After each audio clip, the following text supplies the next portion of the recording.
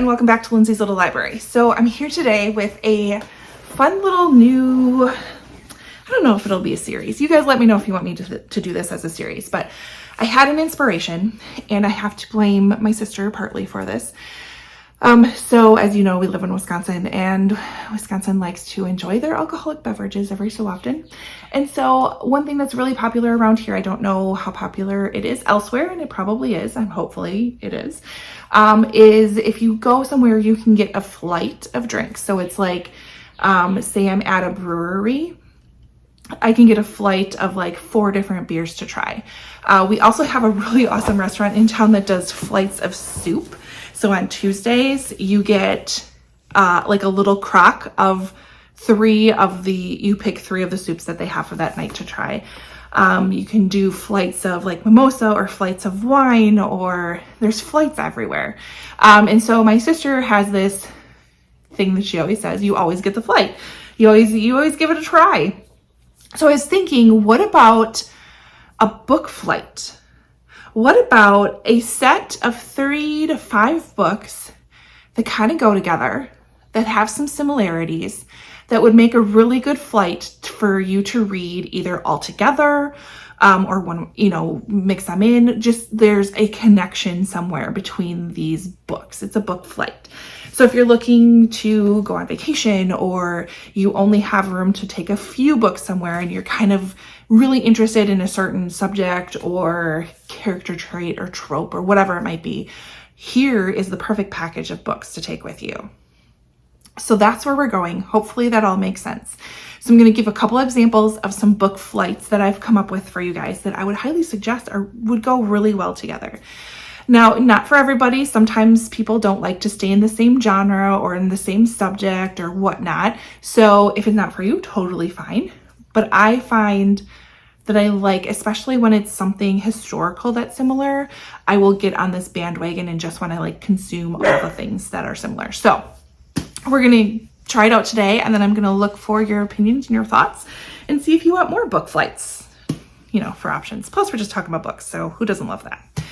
The first one I have 3 books. 2 of them I own, 1 of them I listen to, and technically 4 books. And they all have this like airplane connection. And that's just kind of where I got my inspiration from. So I'm currently listening to TJ Newman. I'm listening to his new book, Drowning, and he also wrote a book, Falling. So Falling follows a hostage situation with an airplane where a pilot is basically told, you have to follow these instructions or your family, there's repercussions. And then Drowning by TJ Newman, his newest book, which I'm not sure if it's out yet, but I am listening to it from Libro FM. I got an early copy. It's so good. It's so good. So it is about an airplane that went down in the ocean, and a number of passengers are trapped on the actual plane as it sinks, and so it's going through the rescue mission. 2 phenomenal books, very suspenseful, very fast-paced, excellent audiobooks to listen to. So if you're into this whole like airplane drama type of a scene, the other book you could pick up along with Falling and Drowning is The Last Flight by Julie Clark. Oh my gosh, this book blew me away. I didn't know what to expect from it and loved every minute. Actually passed it on to my sister, said sister I was talking about, and she also loved it. And she's like, I want more like that, which made me think of the flight idea. Anyway, so we have 2 women. We have 2 flights, and both of them are kind of looking to disappear for various reasons. And they end up randomly kind of meeting at this bar at the airport. They both have a little time before their flights. And I think a conversation is overheard, and someone speaks up and is like, you know what? We're very similar. We look similar. Why don't we switch tickets? I'll take your plane. You take my plane. We go off into the world. We have avoided our troubles and tribulations, and all is good, right? So they execute this plan and they take off. They switch their tickets. They go their merry ways. Well, one of the planes ends up going down. So now what? You have your remaining survivor who is like, I should have been on that plane and now I'm not. Did the person I switched tickets with, did that person perish? Did they survive? What happened? and this whole thing develops from there. So fantastic. Again, fast-paced, such a crazy concept to me, but love this book. So then we have something similar to TJ Newman's book. We have Hostage by Claire Mackintosh, which Claire Mackintosh is quickly becoming like a favorite author of mine. She just knows how to write a story and get you to just fall in love with these characters and turn on all the tears. So this one, similar to Falling by TJ Newman, we have a flight that is happening between London and Sydney. We have our flight attendant, Mina, who's our main character. She picked up this flight to kind of get some distance between her daughter and her husband. It's not a great situation at the time. But she gets a note on this flight that says, follow these instructions and it will save your daughter's life. So now she's stuck on this plane she wasn't even supposed to be on. How did they know she was there? And how do I pull this off without alerting everyone else? And so there's differences between the premise of Falling and where it's more the pilot, whereas this is the flight attendant. And it's nuts. You also get the perspective of what is happening at home while all of this is going on. It's such a great book. I really, really enjoyed it. So here's your flight related books that you could read as a group. You would enjoy all of them. My next flight of books really focuses on historical fiction, and we're really looking at Russia or the Soviet Union. So the first one I want to talk about is Winter Garden by Kristen Hanna, which I don't know where it is. I know I've showed it to you before. But Winter Garden is a book. There is a lot of talk about the relationship between mothers and daughters. So we have two daughters who are helping their mother, her health is failing, and their father's highly encouraged, like, you need to know your mom's story.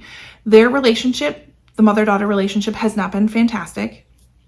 It's been pretty rough. I mean, not horrible, but rough. And based on their father's words, it kind of motivates them to really understand their mother's story. And so she starts opening up about her time during World War II when she was taken from her home and her country and taken to the Soviet Union in basically a work camp, and what she experienced there. It's so good. You get this other side of World War II, which I thoroughly enjoy reading about, the Soviet Union side of it and what happened with those people. So good. And the ending is just so good. So we'll definitely get you into that, kind of wanting that type of a book set in that country. The other one I want to talk about that I don't think is talked about enough is The Secret Wife. This is by Gil Paul. So we have dual timelines. So we have a little bit earlier than World War II. So we're like pre-World War I, technically. We have 1914 and then 2016. So 1914, Russia's on the brink of collapse. The Romanov family faces a terrifying, uncertain future. Grand Duchess Tatiana, which is Anastasia's sister, has fallen in love with a cavalry officer, Dmitri. But events take a catastrophic turn, which we kind of know, placing their romance and their lives in danger. And so then we have 2016, where we have Kitty Fisher escapes to her great-grandfather's very remote cabin in America. She's just trying to get away. She left London. She left her not-so-great relationship behind, and she's just going to go to this cabin and regroup. On the shores of the lake, she discovers a spectacular jeweled pendant that will lead her on a long buried family secret that obviously connects back to 1914. So dual timelines, really great story, really great connection. And I love the spin that we're learning about Tatiana, not necessarily Anastasia. Another book that I think you need to pick up is A Gentleman in Moscow by Amor Towles. This is a little bit of a slower book, but yet such a great character in the Count, who is our main character. So this takes place kind of post-war, as the country's kind of coming back to what it could, should, whatever would be. And we have our count, and he is basically on house arrest in this very fancy and prestigious hotel. He cannot leave.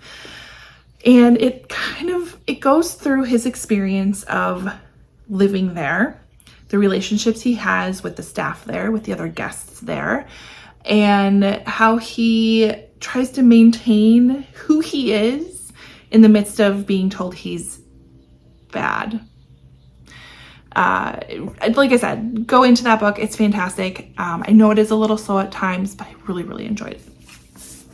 And the last book I want to talk about is I Was Anastasia. This is by Ariel Lawhon, which if you guys have ever read Ariel Lawhon, she just has a really unique way of putting her own twist on historical events. So this one obviously follows the mystery surrounding Anastasia. So we have Russia, 1918, and Germany, 1920. So Russia, of course, we're learning the story of when the secret police forced the Romanovs into the basement in Siberia where they face a firing squad. So we have that story of leading up to it and what happened. And then we have 1920, where we have a young woman who has a very uncanny resemblance to Anastasia Romanov. She's pulled shivering and senseless from a canal in Berlin, refusing to explain her presence, why she was there, how she got into the water. She's taken to the hospital where her body is riddled with all of these scars. When she finally speaks, this mysterious woman claims to be Anastasia. So the way this book is constructed, though, is super, super interesting. And so it gets a bit confusing. So like go into it knowing that each chunk is going to you need to pay attention to the timelines. And then it's going to go back and forth within that chunk of time, and then multi POVs. So I know when I'm reading, sometimes I skim past my headings and don't always register the dates and times at that moment. But in this one, you're going to want to pay attention to where you are within the events and whose POV you're coming from. If you go in knowing that, I think that this book really, really comes together really, really well. Also, fantastic author's note, and do not look at that author's note until you have finished this book. Even Skylar agrees, do not. She's right there with me. But otherwise, I thought it was phenomenal. I know that there's a little contention around this book, and at least with some of my bookish friends, that it was a little harder to understand, but go with it. It's so fantastic. So that's my flight of Russian, Soviet Union, historical fiction themed books. So those are my two options. I want some honest comments and honest feedback below, because in my mind, this makes sense. But I want to see if this is something that you guys enjoy. If you kind of have those books bundled that are similar. I have some, where are my hands? I have some other ideas for a couple of other flights of books. And then when I was searching for a book before, I thought of another one. So we can make this a thing. You just let me know what you think about that. I will have links for all of the books below if you want to check them out. Otherwise, comment, subscribe, and all that fun stuff. And I'll see you next time. Bye.